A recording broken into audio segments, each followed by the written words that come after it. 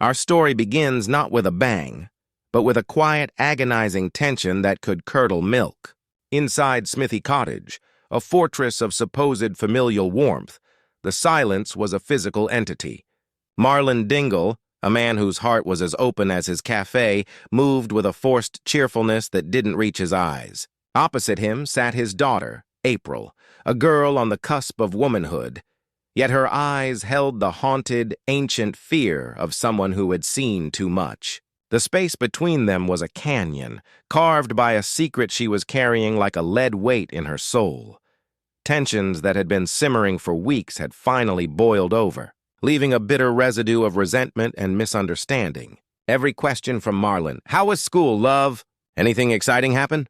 was met with a monosyllabic wall. "Fine." "No." He saw her flinch when his phone buzzed. He saw the way she angled her own screen away from him, her fingers flying across the glass with a desperate speed. He saw the shadows under her eyes, the way she picked at her food, a ghost at her own dinner table. But he didn't understand. He thought it was teenage angst, a phase. He was wrong. It was a cancer of fear, and it was metastasizing. This would all culminate in a special agonizing episode. A two-hander that would strip away the noise of the village and focus solely on the fractured bond between a father and his daughter. The camera would be tight on April's face as she wrestled with the confession lodged in her throat. The truth was a monster with claws, and to speak its name would be to unleash it into their home. "He won't understand," a voice in her head whispered. "He'll blame himself. Or worse, he'll blame me." The courage to speak felt like a mountain she could not climb. The audience would be left screaming at their screens, "Just tell him!" But they, like Marlon, would not yet know the horrifying truth she was hiding, a truth far darker than simple schoolyard bullies. It was a secret that lived online. A predator who had found her, groomed her, and now threatened to burn her world to the ground if she ever spoke a word. Would she find her voice before it was too late? Or would the breaking point snap not just their relationship, but April herself? Across the village, another kind of silence was being weaponized.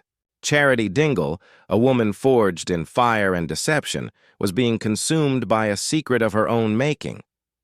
The impending baby scan wasn't a moment of joyous anticipation. It was a ticking time bomb strapped to her chest. Every joyful coo from a villager about her miracle baby was a turn of the screw. This baby, the one growing inside her, was not supposed to be there. It wasn't the implanted embryo, the carefully planned future. It was the product of a ghost, a mistake, a moment of reckless abandon she had tried to bury. Her nerves were not just frayed. They were stripped bare, live wires sparking with panic. The tipping point came from the most innocent of sources. She was in the cafe, nursing a lukewarm tea, when she overheard Jacob and Sarah, their youthful voices cutting through her anxiety like shards of glass. "I bet the baby will look just like Liam," Sarah chirped. Jacob nodded. "They always do, don't they? A little mini-me of the dad." Charity's mug clattered against the saucer. The world tilted, the cheerful chatter of the cafe fading into a deafening roar in her ears.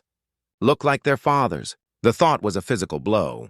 This baby couldn't look like its father, because its father wasn't the man everyone believed him to be. A cold sweat prickled her skin. She stood up abruptly, her chair scraping harshly against the floor. "The appointment's been canceled," she snapped, her voice brittle with a lie she had just invented. "Hospitals had a scheduling issue."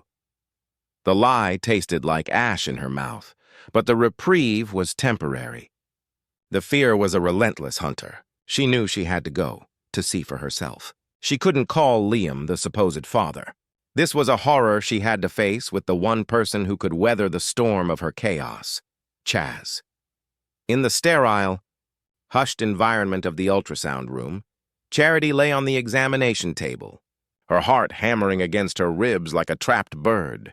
She held her breath as the sonographer moved the cold, gel-covered probe over her belly, and then there it was, a flickering heartbeat on a monochrome screen, a tiny, perfect life form, oblivious to the web of deceit it was being born into.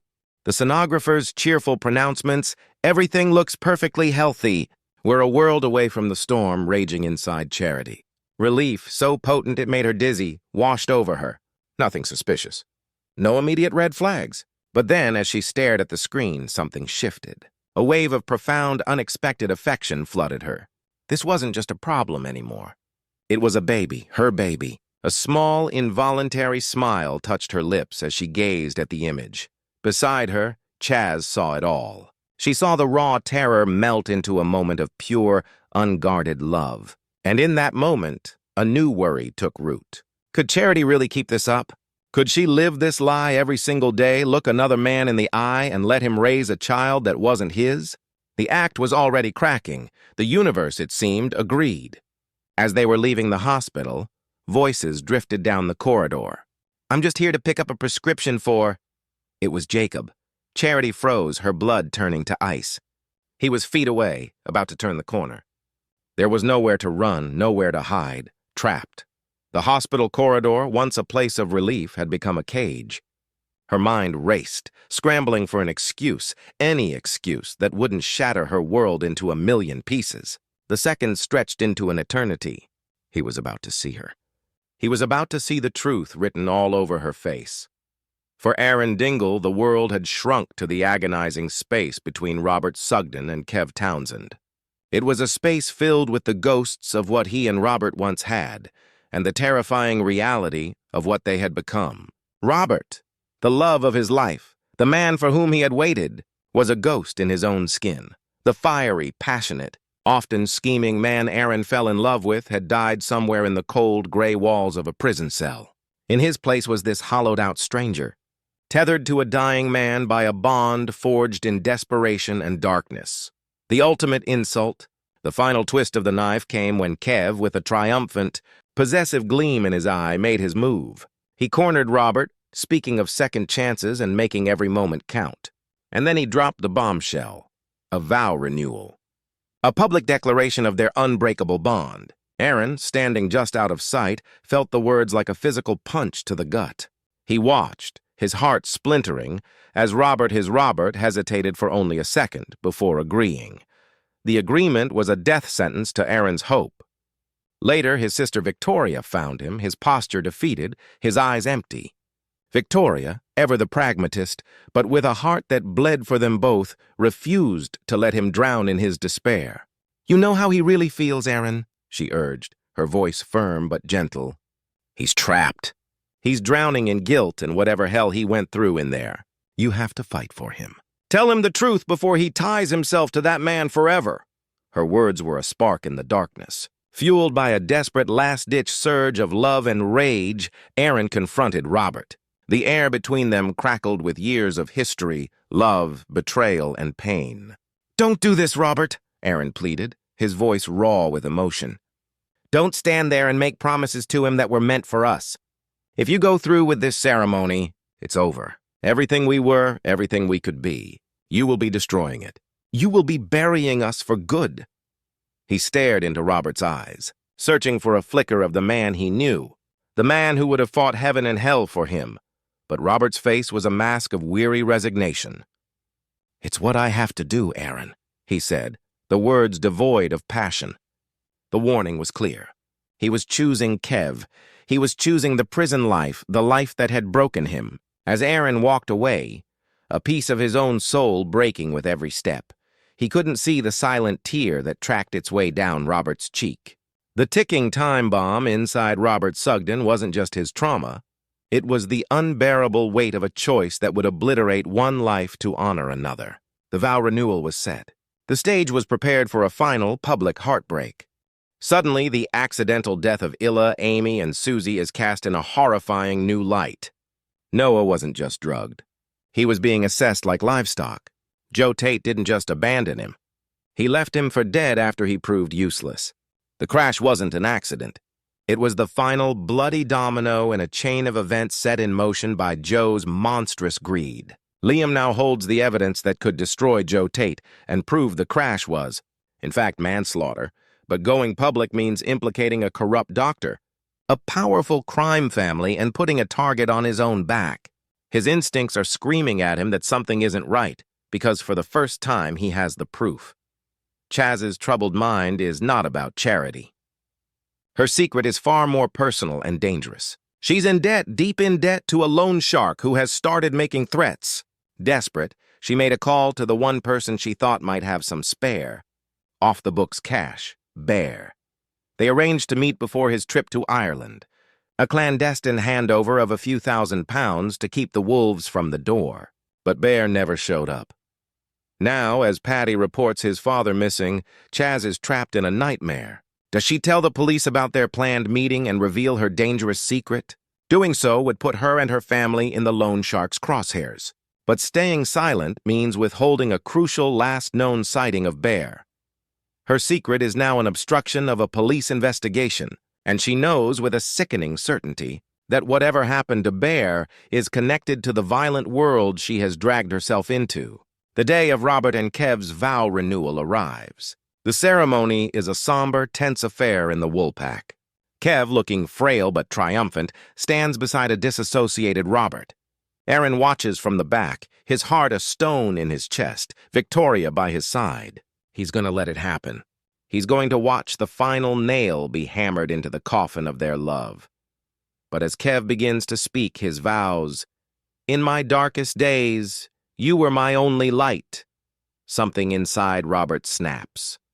A flashback, violent and vivid, hits him. Not of Kev being a light, but of the brutality of prison, the threats, the deals made for protection, the man he had to become to survive. Kev wasn't his savior. He was his warden, even out here. At that exact moment, Aaron, unable to take another second, turns to leave. The sight of Aaron giving up on him is the final catalyst. Robert's carefully constructed dam of control shatters. "Stop!" he chokes out, his voice cracking. The room falls silent. "I can't do this!" He turns to Aaron, his eyes wild with pain and desperation. "Don't go," and then it all comes out. In front of the entire village, the story of his time in prison begins to unravel. The threats, the violence, the suffocating control Kev held over him, the psychological torture that broke him down until he wasn't a person anymore, just a possession. The ticking time bomb doesn't just tick. It detonates, laying bare the horror of his experience and the truth of his feelings. It is a confession that will free him, but it is also a declaration of war against a dying, desperate man who has nothing left to lose. Kev's face twists from triumph to pure, venomous rage. The public heartbreak has happened, but not in the way anyone expected. Caleb Milligan hears about Carrie's firing not from her but from Nicola, who gleefully relays the story with maximum dramatic effect. Caleb's reaction is not loud. It's quiet, it's cold, and it's terrifying. He finds Jai at the depot, who smugly defends his decision. "She was drinking on the job," Jai says dismissively. Caleb steps closer, his voice a low growl. She was grieving. "She was at a memorial of sorts for her friend, who died in a car crash that my family was involved in. The coroner's report had just arrived, and you self-important little man, chose that exact moment to kick her when she was on the floor." Jai pales. Caleb continues, "You've just made two mistakes. The first was firing a good person for a stupid reason. The second," he leans in, his eyes like chips of ice, "was showing me exactly who you are. This depot, your business. It all runs on logistics, on contracts, on relationships, and relationships can be broken. I'm going to enjoy watching you lose everything." Brick by brick, Caleb walks away, leaving Jai trembling. It wasn't a threat. It was a promise. The war for the village's businesses has just begun, and Jai has unknowingly made himself cannon fodder. The episode will end with a montage of these ignited fuses. Liam, staring at the file that could change everything. Chaz, ignoring another threatening call from her loan shark. Aaron, taking a tentative step toward the broken, weeping Robert. And Joe Tate, somewhere far away, living in luxury, completely unaware that the ghosts of his past are beginning to claw their way out of their frozen graves, ready to drag him back to the hell he created. The silence in the dales has been shattered, replaced by the deafening prelude to war.